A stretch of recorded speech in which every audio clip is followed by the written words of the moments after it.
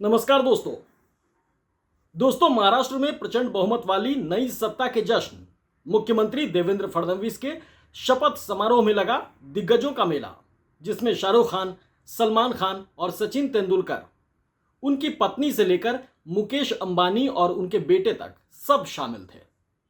ये सारी चकाचौंध आपने अपनी टेलीविजन स्क्रीन पर देखी, अखबार की सुर्खियों में पढ़ी, लेकिन आपसे सीधे जुड़े हुए हालात आपके सामने या तो लाए ही नहीं जा रहे या फिर चोरी छिपे, इस तरह से कि कहीं प्रधानमंत्री नरेंद्र मोदी और उनकी सरकार को बुरा न लग जाए। रिजर्व बैंक ऑफ इंडिया ने कल अपनी मॉनेटरी पॉलिसी जारी की, बहुत ही डरावनी तस्वीर के साथ, बहुत ही चिंताजनक भविष्य के साथ। लेकिन टेलीविजन स्क्रीन से लेकर आपके अखबारों तक सब यही बता रहे हैं कि लोन महंगा नहीं होगा, नहीं आपकी ईएमआई बढ़ेगी।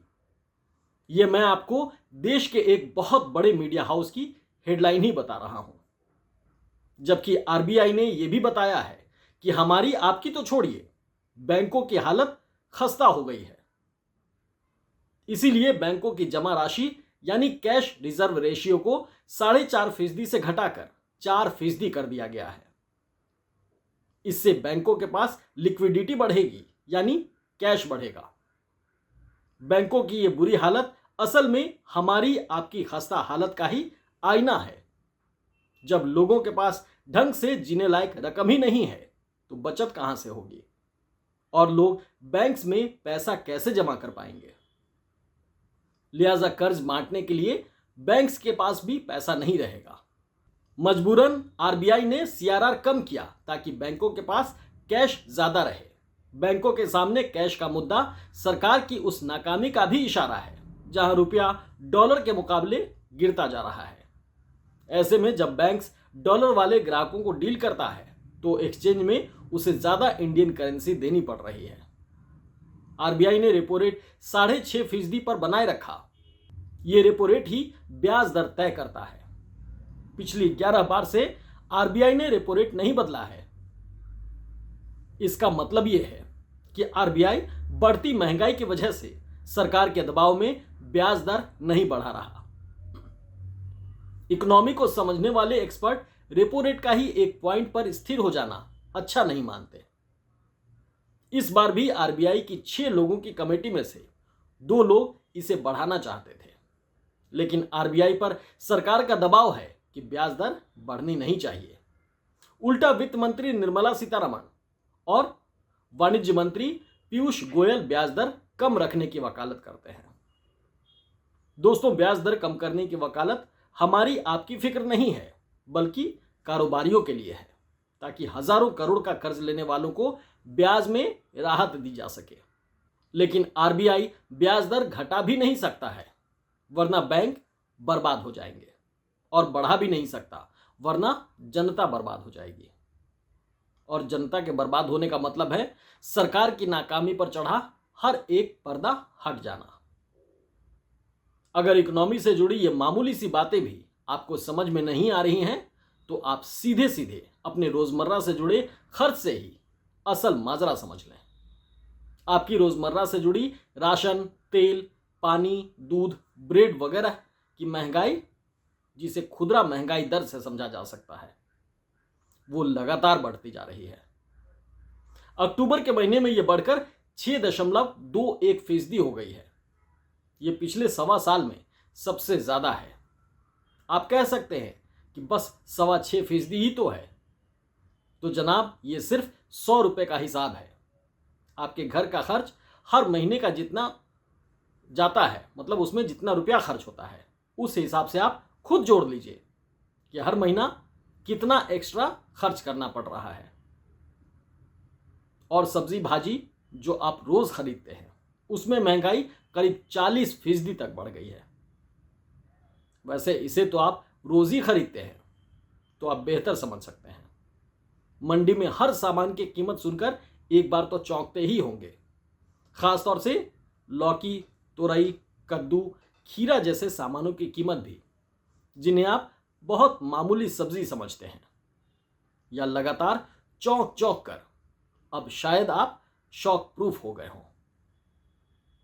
आरबीआई ने देश की ओवरऑल विकास दर का अनुमान भी 7.2% से घटाकर 6.6% कर दिया है।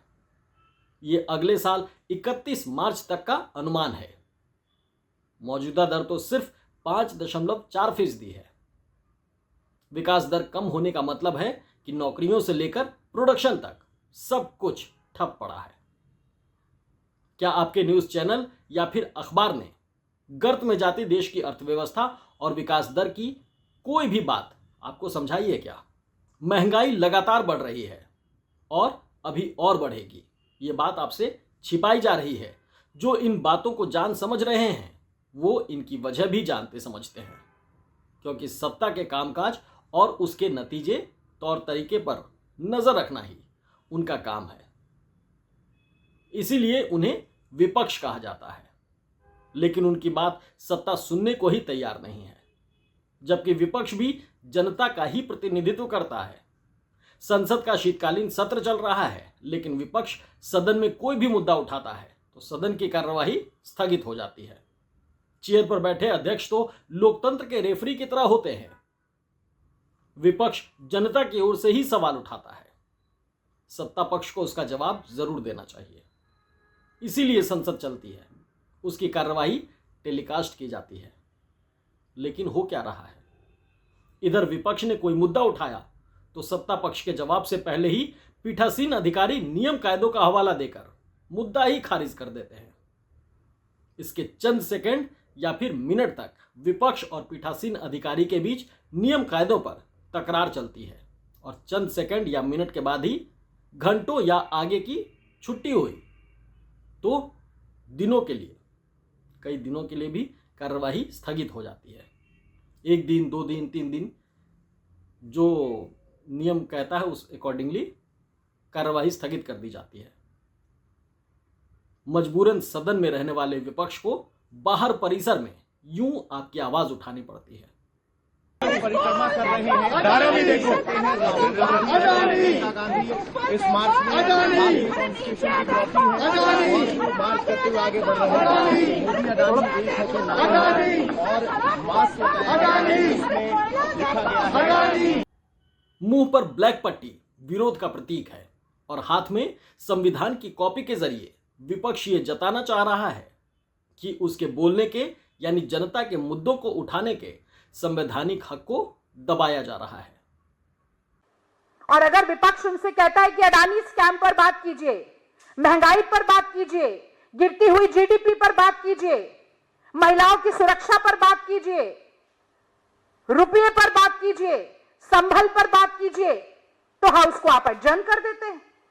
पहले 5 दिनों में संसद कैसे चली? Lok Sabha 61 minute, Rajya Sabha 89 minute.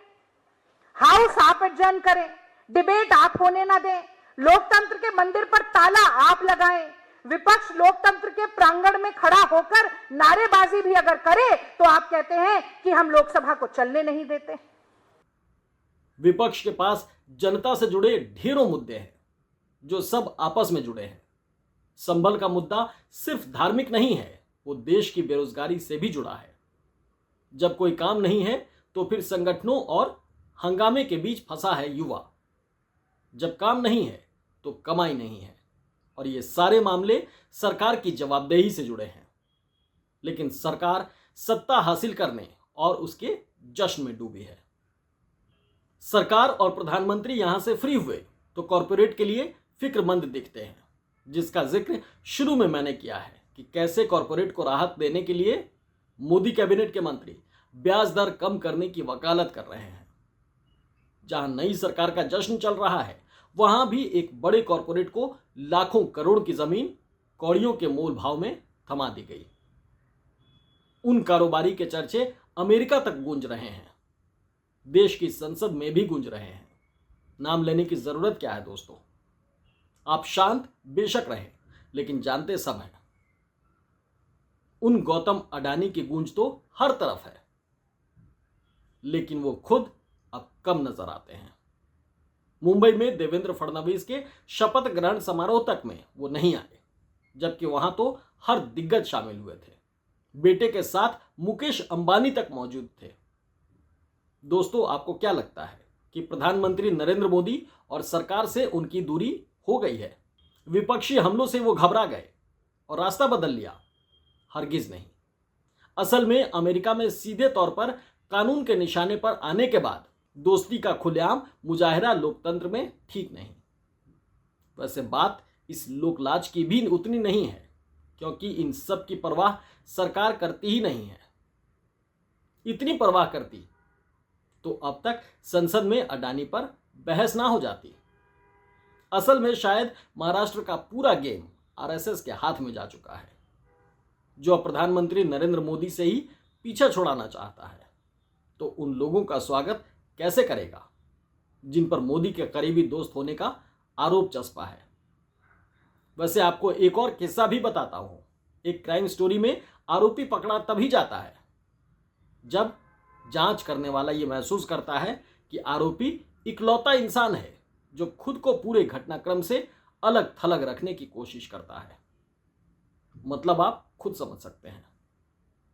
असल बात यही है दोस्तों कि जिस नाम के गूंज सड़क और संसद से लेकर अमेरिका तक में है, वो कहीं दिख ही नहीं रहा है, या उसे जानबूझकर कुछ समय के लिए छिपाया जा रहा है। हो सकता है ऐसा। दोस्तों, असल में छिपाया बहुत कुछ जा रहा है। आपने अगर नजर नहीं रखी तो एक कहावत सुन लीजिए, समझ तो आप जाएंगे ही। To overlook the little things in life is to miss the biggest part of life itself. Hindi में इसका तर्जुमा यह है कि जीवन में छोटी छोटी चीजों को नजरअंदाज करने से जीवन का एक बड़ा हिस्सा खो जाता है। आप सब अलर्ट रहें दोस्तों, और मेरे वीडियोस को देखते रहें। हमारा ये वीडियो आपको कैसा लगा कमेंट बॉक्स में हमें जरूर से बताइएगा। साथ ही एक्सक्लूसिव खबर को लाइक और सब्सक्राइब जरूर कर लें, ताकि आप तक हर एक वीडियो जरूर से पहुंचता रहे। बहुत बहुत धन्यवाद।